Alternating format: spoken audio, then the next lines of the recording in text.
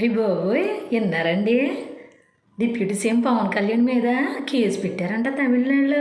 అయ్య బాబోయ్, ఎందుకంటారు? సనాతన ధర్మం గురించి మంచిగా మాట్లాడారు కదా, అందుకని. వాళ్ళు ఏ విధంగా క్రియేట్ చేశారట?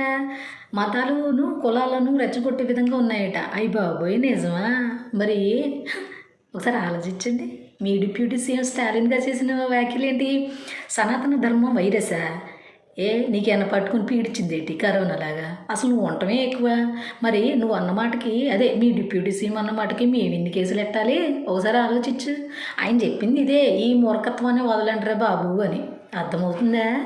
నీదో కులం నాదో కులం కాదు, అన్ని కులాలు సమానమే, సమానంగా చూడండిరా నాయన.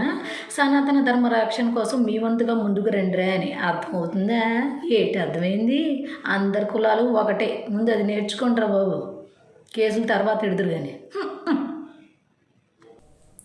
ఏపీ డిప్యూటీ సీఎం పవన్ కళ్యాణ్పై మదురైలోని తమిళనాడులోని మదురైకి చెందిన ఒక లాయర్ కేసు పెట్టాడట. ఏమని?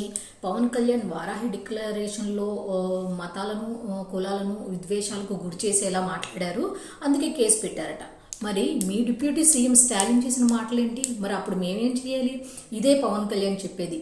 మీ మతాలు కులాల గురించి వచ్చినప్పుడు ఒక రూలు, మా మతం మా కులం మా సనాతన ధర్మం గురించి మాట్లాడితే ఒక రూలు. మరి మేమేం చేయాలి? మేమెన్ని కేసులు పెట్టాలి? ఒకసారి ఆలోచించండి లాయర్ గారు, మీకు తెలుసుగా, బాగా కేసులు వాదిస్తారుగా.